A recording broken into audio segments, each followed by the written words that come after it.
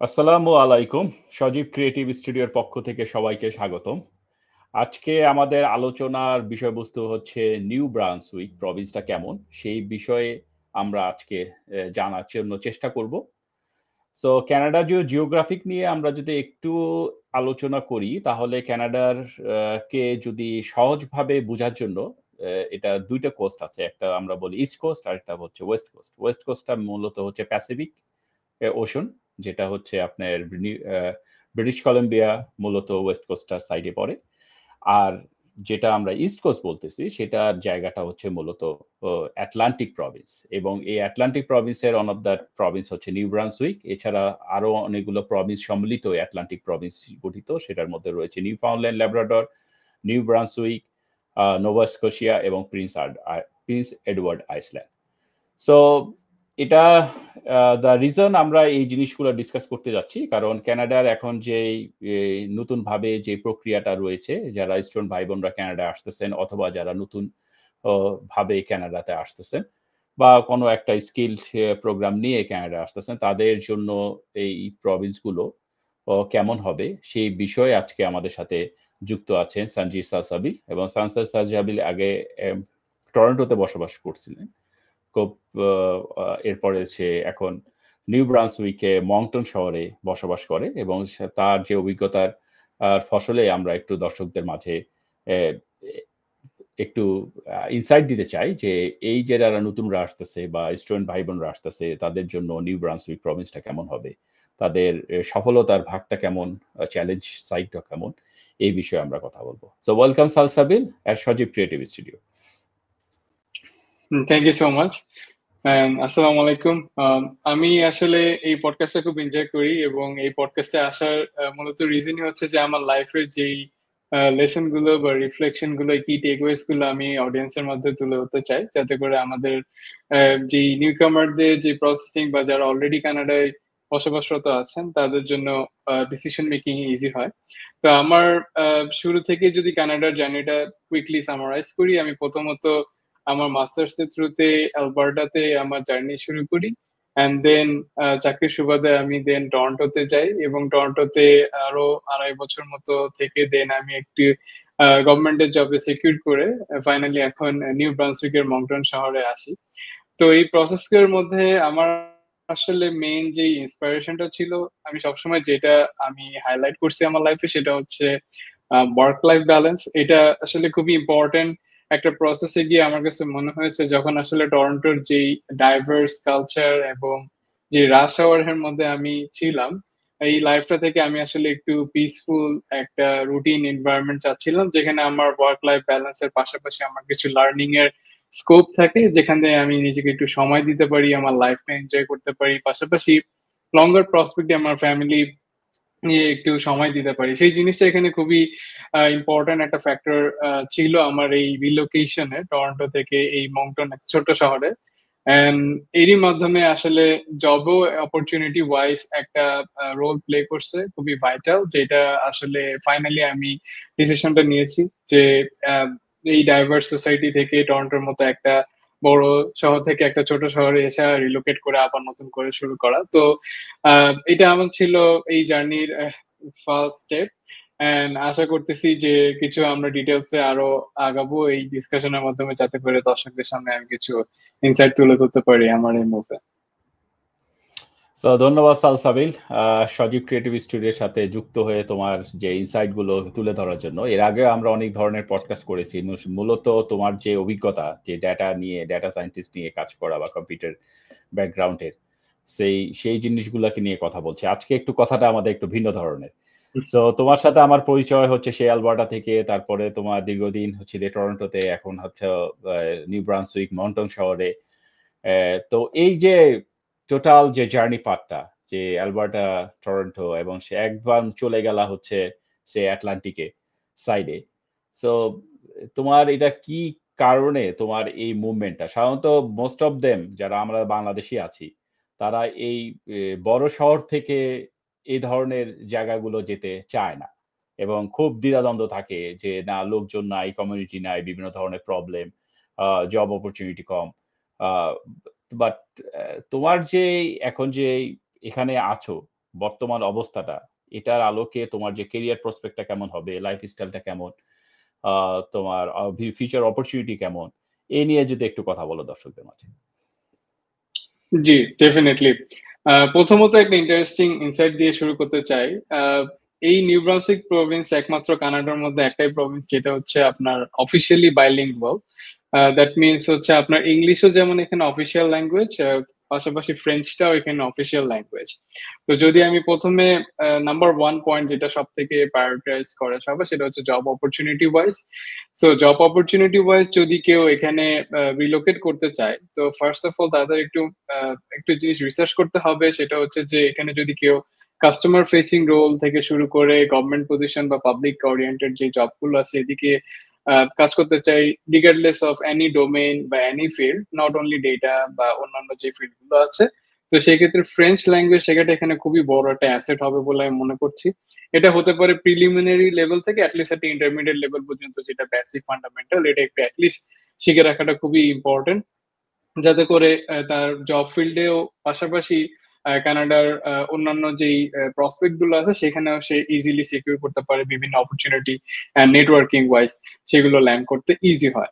এখন যদি আমি আসি যে বড় শহর যে টরন্টো থেকে এখানে আসার একটা যে চ্যালেঞ্জিং পিরিয়ডটা ছিল, এবং আমারও নিজেরও কিছু জিনিস রিসার্চ করতে হয়েছে, তো তার মধ্যে নাম্বার ওয়ান আমি যেটা নোটিস করছি, প্রায় দেখা যাচ্ছে যে নিউ কামার যারা আসছে বা ইভেন দো অন্যান্য প্রভিন্স থেকে যারা একটু বড় কমিউনিটি, একটু বিভিন্ন ডাইভার্স কালচার, একটু নাইট লাইফ বা একটু হ্যাপেনিং জায়গায় থাকতে চায়, সের মধ্যে যে ওয়ান অফ দ্য বিগেস্ট সিটির মধ্যে যদি আমরা ধরি, সবার প্রথমে টরন্টো আসে, পরে ব্রিটিশ কলম্বিয়ার ভ্যানকুভার, এই শহরগুলো চলে আসে। তো দেখা গেছে যে এই শহরগুলোতে মোস্ট অফ দ্য টাইমই যে লিভিং কস্টটা খুবই এক্সপেন্সিভ হয়ে যায়, আনলেস অ্যান্ড আনটিল তাদের একটা পার্মানেন্ট ফুল টাইম জব থাকে, অর যদি আমি কাপল ধরি তারা দুইজনই ফুল টাইম প্রফেশনাল ওয়ার্কিং এর মধ্যে আছে, দেন জিনিসটা একটু ব্যালেন্স আউট করা যায়। বাট ইভেন্চুয়ালি যেটা দেখা গেছে, আমরা যদি একটা ছোট্ট এক্সাম্পল ধরি, যে একটা প্রভিন্সের বা একটা সিটিতে যদি 10,000 জব ওপেনিং থাকে, যেখানে তারা 10,000 মধ্যেই পার্সনকে অ্যাকোমোডেট করতে পারে, কিন্তু দেখা গেছে যে এই যে সিটিগুলোতে যখন মানুষ ইন্টার প্রভিন্স মুভমেন্টটা হয়, তখন দেখা যায় যে ওভার পপুলেটেড হয়ে যায়, এবং দেখা গেছে যে আমরা প্রায় শুনি যে টরন্টোর মতো জায়গায় জব অপরচুনিটি থাকা সত্ত্বেও অনেক আনএমপ্লয়মেন্টে তারা ফেস করতেছে, অনেক লে অফও হচ্ছে, পাশাপাশি জব মার্কেটের অবস্থা depending on situation ups and down থাকতেই পারে, কিন্তু দেখা গেছে যে ওই যে ওভার পপুলেটেড ক্রাউডটাকে তারা আসলে অ্যাকোমোডেট করতে পারে না। ইভেন দো আমরা সবাই মনে করি হয়তো বড় সিটিগুলোতে অনেক অপরচুনিটি থাকবে, জব পাওয়াটা ইজি হবে, বাট আসলে ততটা ইজি হয় না ইন রিয়েল লাইফ। সো ওই যে বলে যেটা যে এক্সপেকটেশন ভার্সেস যে রিয়েলিটি চেকটা, আমরা ওই জায়গাটা অনেকে মিস্টেক করে ফেলি। আমরা হয়তো একটা বড় সিটিতে থাকতে চাই, কিন্তু দেখা গেছে যে আমাদের ওই বড় সিটিতে জাস্ট ডে টু ডে যে লিভিংটা, ওই লিভিংটার জন্য আমাদের তখন বাধ্য হয়ে আমাদের রিলেভেন্ট ফিল্ডের বাইরে কাজ করতে হচ্ছে, বা আমাদের একটা পার্ট টাইম জব করে বিভিন্ন জিনিসটাকে অ্যাকোমোডেট করতে হয়।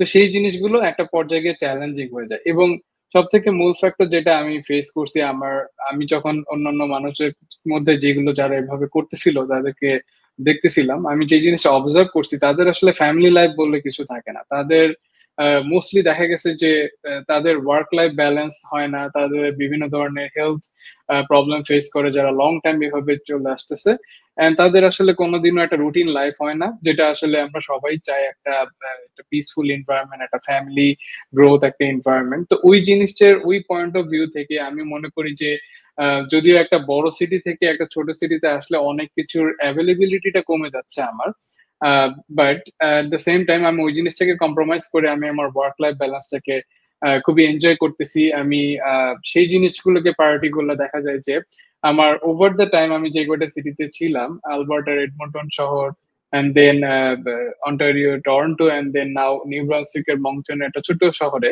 তো সেক্ষেত্রে দেখা গেছে যে কম্পারেটিভলি লিভিং কস্টটা বেশ reasonable.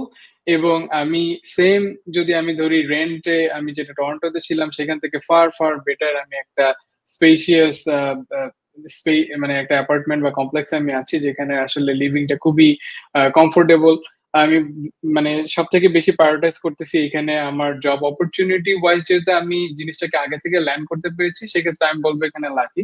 But otherwise without job যে কোনো শহরে বা যে কোনো সিটিতে আসলে সেটেল হওয়াটা খুব ডিফিকাল্ট। বাট তারপরও দেখা গেছে যে এই ছোট শহরগুলোতে আমরা যদি একটু স্ট্র্যাটেজিক্যালি ভাবি যে আমরা কিভাবে নিজেদের জবটাকে ডিফারেন্ট ওয়েতে সেটেল করতে পারবো, তো সেক্ষেত্রে আমার মনে হয় যে এইসব যেই শহরগুলো আছে এবং আমাদের যার যেই এক্সপার্টিস আছে সেই অনুযায়ী আমরা আসলে একটু ডিফারেন্ট ওয়েতে গেমটা প্ল্যান করতে পারি আমাদের যেই জব অপরচুনিটি বা ক্যারিয়ার ওয়াইজ যে মুভমেন্টটা। সেক্ষেত্রে দেখা যায় যে ওই যে ওভার পপুলেটেড ক্রাউডের মধ্যে না গিয়ে দেখা যায় যেটা সিম্পল কমিউনিটিতে সুন্দরভাবে আসলে বসবাস করা যায়। তো এটাই আমার অপিনিয়ন, যেটা আমি আমার রিসার্চ করে আমার এক্সপিরিয়েন্স থেকে ফিল করছি। So thank you Salsabil. চমৎকারভাবে তুমি যে এই মানে এই যে মুভটা, যে টরন্টোর মতো বড় শহর থেকে মংটনে যে তুমি যে মুভটা করছো সেটা দর্শকদের মাঝে তুলে ধরার জন্য। তো এখন আমি যেটা তোমার কাছে জানতে চাচ্ছি সেটা হচ্ছে, এই যখন তুমি টরন্টোতে ছিলা and you are working over there, এবং টরন্টোতে একটা বড় কমিউনিটি আছে, is one of the topmost city in Canada. So এবং খুব ভাইব্রেন্ট সিটি। তো যখন মংটনে আসলা, বা তো তোমার এই এক্সপেকটেশনটা কি ধরনের ছিল? মানে তুমি তো যাও নাই আগে। তুমি পরে তুমি ডিসাইড করলা, you just got your job and then you move towards Moncton, এবং এখন মন্টনে আছো। তো তোমার যে এক্সপেকটেশন এবং তোমার যে এখন রিয়েলিটিটা এখন যেখানে আসতেছো, তো এটার মধ্যে যদি একটা কম্পারিজন করো এবং দর্শকদের মধ্যে যদি তুলে ধরো যে ওয়েন ইউ অ্যাজিউম যে হ্যাঁ এই শহরটা কেমন হবে, খুব ছোট শহর কি ধরনের হবে, মানে খুব স্লো শহর হবে নাকি, এই ধরনের একটা expectations, and then once you arrive there maybe you find a different vibe. So এই জিনিসটাকে তুমি যদি একটু তুলে ধরো।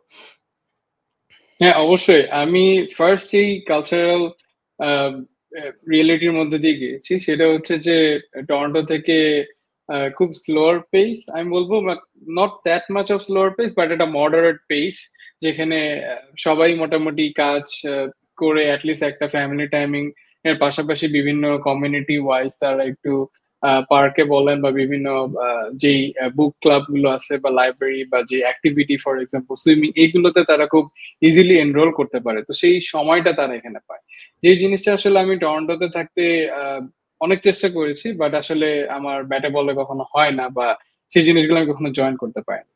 বাট আমি যদি অন দ্য আদার সাইড টরন্টোর যেই জিনিসটা আমি এখানে এসে সব থেকে বেশি মিস করতেছি, যদিও খুব অল্প সময় হয়েছে আমি এখানে মুভ করলাম, তো বাট যেটা দেখা গেছে যে খুবই limited opportunity to grow professionally in terms of networking. তো দেখা গেছে যে এখানে আসলে যদি আমি বড় বড় যে কোম্পানি গুলো বা বড় বড় যে নেটওয়ার্কিং ইভেন্ট গুলো হয়, এগুলো আসলে মোস্ট লাইকলি টরন্টোর মতো ওই ভাইব্রেন্ট সিটি গুলোতে খুব বেশি হয়, ইন পার্সন হয়। তো দেখা গেছে যে আমার ওই লিমিটেড অপরচুনিটিটা থেকে আমি যদি একটু ডিফারেন্ট ওয়েতে আমি অ্যাটেন্ড করতে চাই, তো one and only option is অনলাইনে জয়েন করা। তো সেই জিনিসটা আসলে ওরকম ভাবে একটা যেই অ্যাসপেক্টটা আমি যেটা ফুলফিল করতে চাচ্ছি একটা অ্যাজ এ এন্ড গোল, সেটা হয়তো আমার পারপাসটা মিট করতেছে না। তো সেই জিনিসটা হয়তো আমার ল্যাকিংস থেকে যাচ্ছে এই ছোট শহরে। বাট দেখা গেছে যে এছাড়াও কিছু লিমিটেড প্রফেশনাল নেটওয়ার্কিং এর পাশাপাশি আমি যে জিনিসটা মিস করি যে এখানে অ্যাভেলেবিলিটির দিক থেকে আমি যদি ধরি, day to day grocery store বা যেই জিনিসগুলো আমাদের day to day daily necessary, সেগুলোর আসলে খুবই নেসেসিটি অনুযায়ী এক থেকে দুইটা আছে সর্বোচ্চ। বাট টরন্টো বা অন্যান্য বড় সিটিতে আসলে এটার অ্যাভেলেবিলিটির অভাব নাই। আপনি যে কোনো দিকে যাবেন, north east or West, there are like multiple option and multiple varieties, even you can categorize আপনার কমিউনিটি অনুযায়ী, এশিয়ান কমিউনিটি বলেন বা অন্যান্য ওয়েস্টার্ন ইস্টার্ন কমিউনিটি বলেন সেই অনুযায়ী। তো এখানে দেখা গেছে যে আটলান্টিক প্রভিন্সের একটা বিউটি হচ্ছে যে তারা খুব লোকালি গ্রোন জিনিসগুলোকে প্রমোট করতে চায়, আর যেই কারণেই দেখা গেছে যে সুপার স্টোর গুলো বা গ্রোসারি শপ গুলো জাস্ট বেসিক্যালি যেগুলো খুবই কমন, সেগুলো কস্টকো যেমন খুব মাত্র একটা, ওয়ালমার্ট সর্বোচ্চ নর্থে অ্যান্ড সাউথে জাস্ট দুইটা, তো এইরকম ব্যাপারগুলো থাকে। বা যেমন আইকিয়া আমাদের এখানে কোনো স্টোর নেই এই নিউ ব্রান্সউইকে, জাস্ট এখানে একটা ডেলিভারি অপশন থাকে যে আপনি অনলাইনে অর্ডার করবেন, জাস্ট ডেলিভারি থেকে আপনাকে পিক আপ করতে হবে। আর এক্সপেকটেশন আমি আসলে যেটা নিয়ে আসছিলাম যে এখানকার লাইফটা অনেকটা স্লো পেসড হবে, but in reality I feel like not that slow pace as I mentioned earlier যে এটা most likely to moderate, but এখানে মানুষ তার যে ডেইলি অ্যাক্টিভিটি গুলোর কিছু পাশাপাশি জিনিসগুলো এনরোল করার একটা সময় পাচ্ছে, বা একটা লার্নিং স্টেজে বা নিজেকে সময় দেওয়া, বা একটা লাইফে কিছু অ্যাক্টিভিটি করার যেই প্রসপেক্টটা সেইখানে তারা সময়গুলো পাচ্ছে একটু। আমার কাছে মনে হচ্ছে যে এই সময়টা কম্পারেটিভলি তারা টরন্টোর মানুষের যেই রাশ আওয়ার থেকে একটু বাইরে এসে যে ওয়ার্ক লাইফ ব্যালেন্সটা এখানে হয়।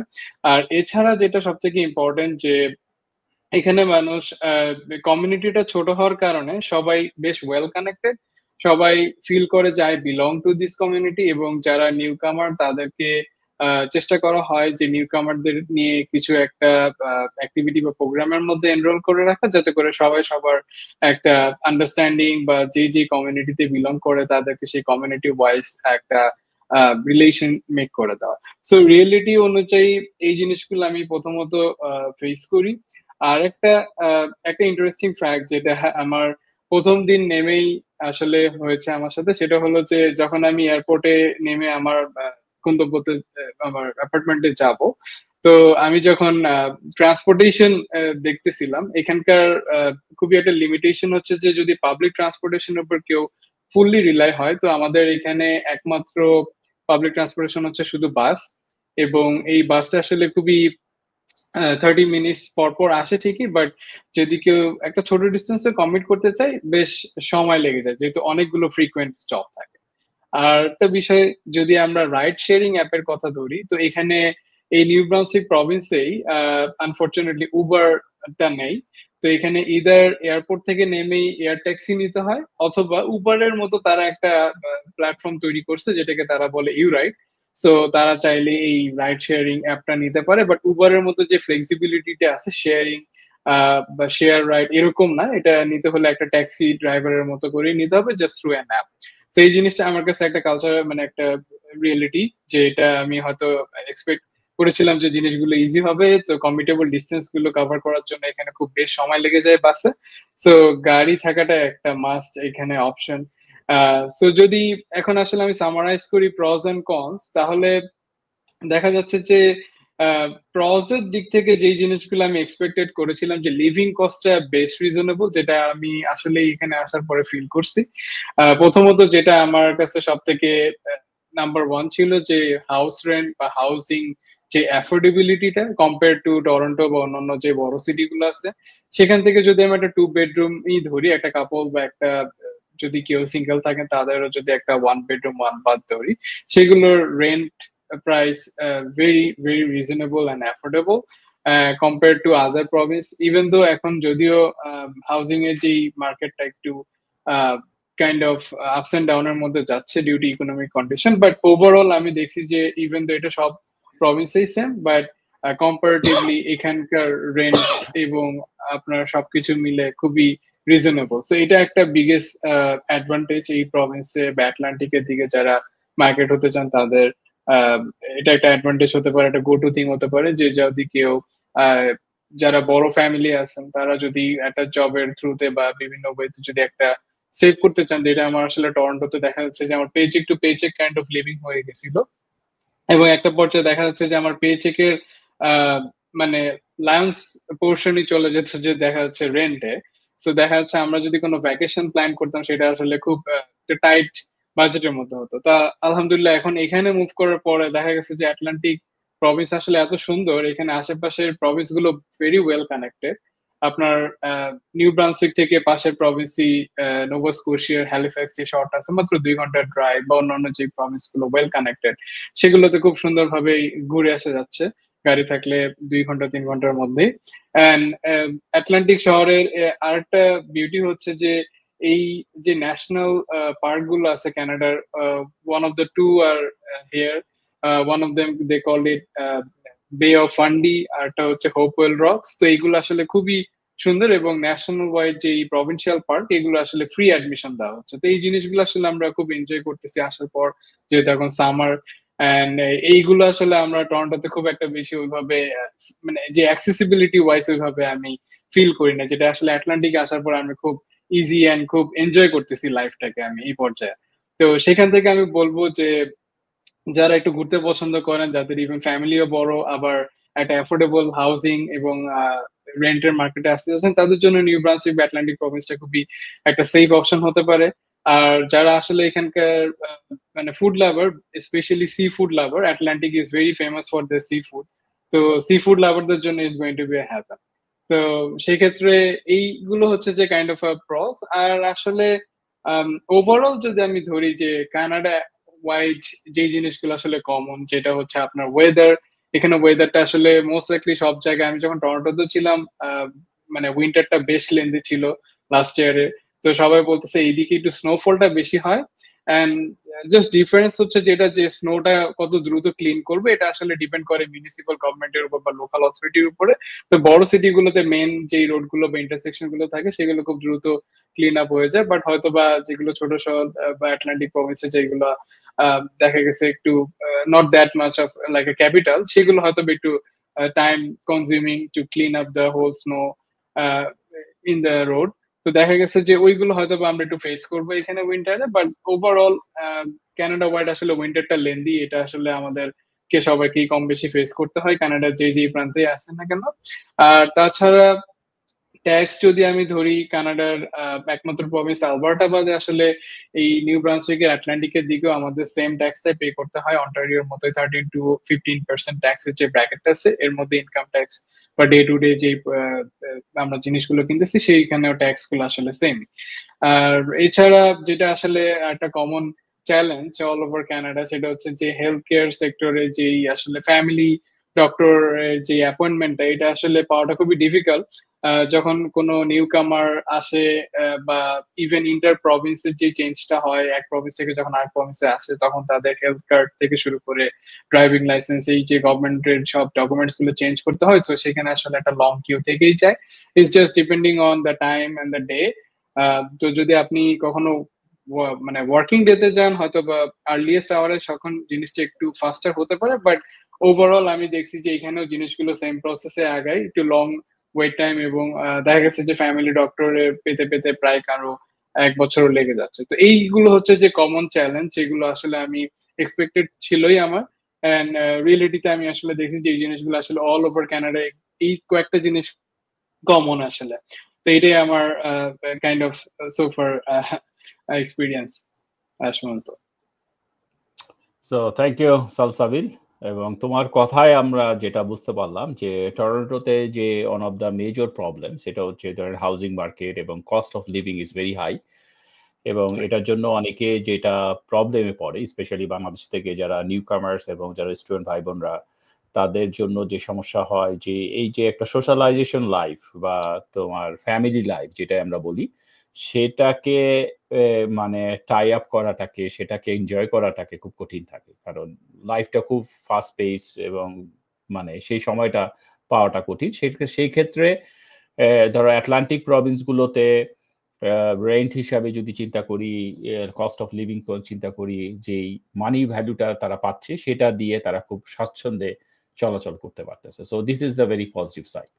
বাট এখন আমি একটু অন্যভাবে কথা তোমার কাছে প্রশ্ন জিজ্ঞেস করতে চাই। সো আমরা অনেক ভালো দিকগুলো দেখলাম ছোট প্রভিন্সে, যদিও এখানে কিছু লিমিটেশন আছে। যে কথাটা তুমি বলছো যে নেটওয়ার্কিং লিমিটেশন, যে বড় বড় যে কোম্পানি কর্পোরেট যেই যে টাই আপ গুলো, নেটওয়ার্কিং গুলো, এগুলো এই ধরনের প্রভিন্স থেকে এ, মানে সরাসরি কোনো কনফারেন্সে যোগ করা বা সরাসরি কোনো নেটওয়ার্কিং এ যোগ হওয়াটা কঠিন, কারণ সেই ব্রাঞ্চগুলো মূলত টরন্টো বেস। তো কাদের জন্য আসলে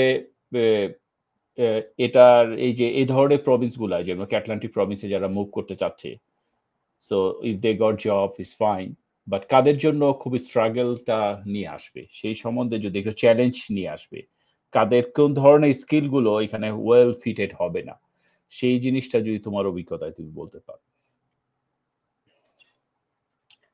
ডেফিনেটলি যেটা আমি এখানে পয়েন্ট আউট করতে চাই যে যদি কেউ এখানে ফিল্ড জব যেগুলো আছে সেগুলো নিয়ে আসতে চায়, তাহলে দেখা যাবে যে তাদের কিছু প্রিভিয়াস এক্সপিরিয়েন্সের ওইটাকে ভ্যালু করা হবে।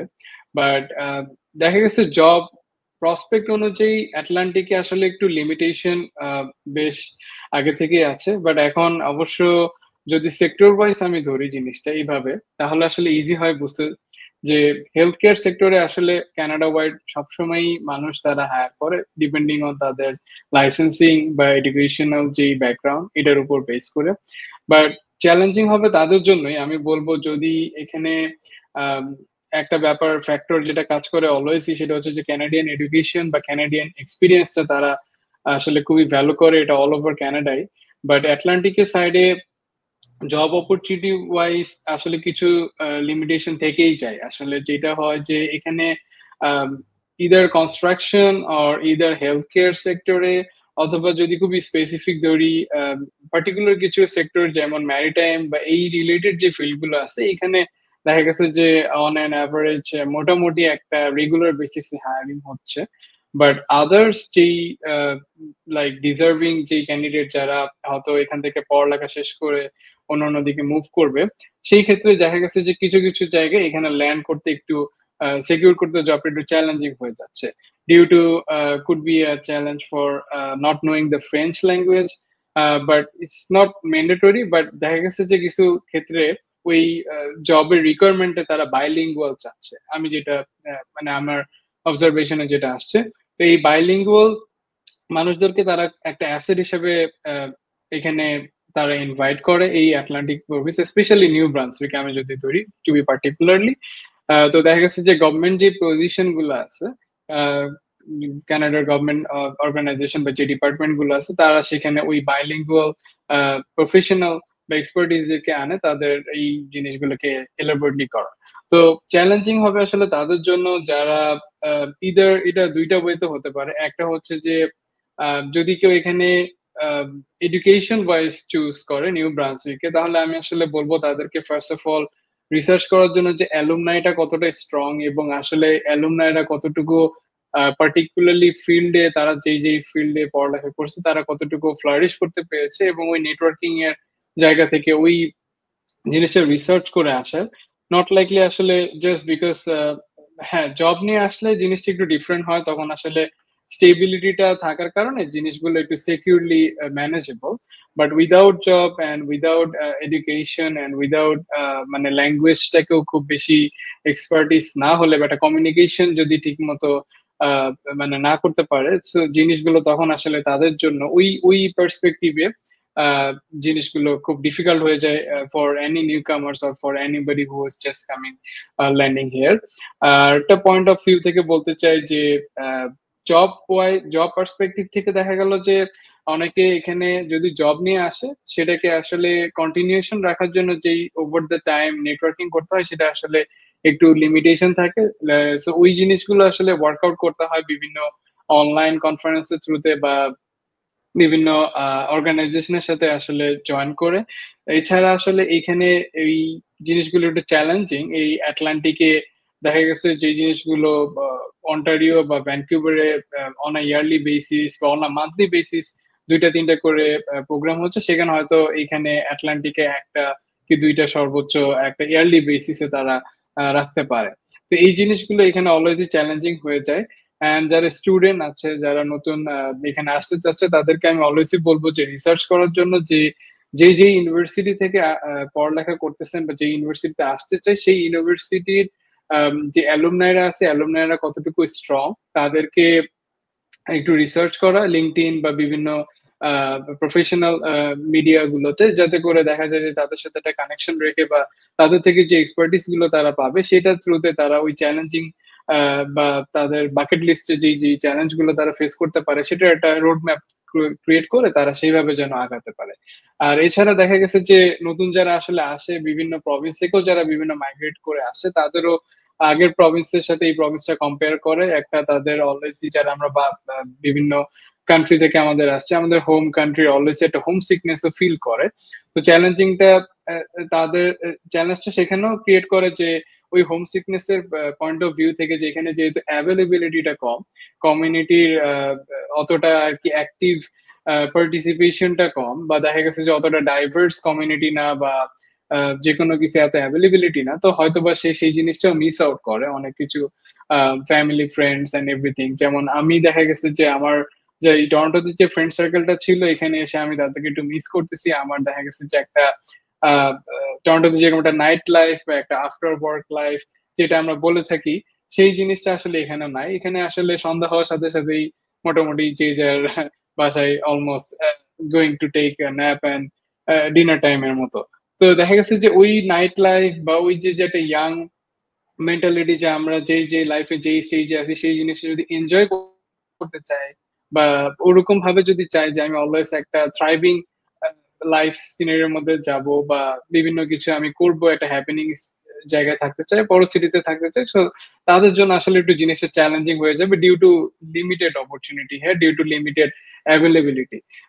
ছাড়া আটলান্টিক তাদের জন্য ভালো হবে যারা আসলে একটু মোস্ট লাইকলি একটা পিসফুল লাইফ লিড করতে চায়, একটু medium pace to slow pace live পছন্দ করে, একটু ফ্যামিলি ওরিয়েন্টেড গ্রোথটাকে প্রায়োরিটি দিচ্ছে লাইফের স্টেজে এসে, তাদের জন্য আসলে জিনিসটা ভালো। অ্যাট দ্য সেম টাইম যারা আসলে স্টুডেন্ট তাদের জন্য আসলে এটা বেটার অপরচুনিটি হতে পারে যদি তারা এখানকার যে মানে যে কয়েকটা টপ র্যাঙ্কিং ইউনিভার্সিটি আছে সেগুলোকে যদি রিসার্চ করে, যাতে করে তারা কোনো ধরনের মিস্টেক না করে ওই জিনিসগুলোকে অ্যাকোমোডেট করতে পারে এবং তারা তাদের মতো একটা রোড ম্যাপ ক্রিয়েট করে আগে যেতে পারে।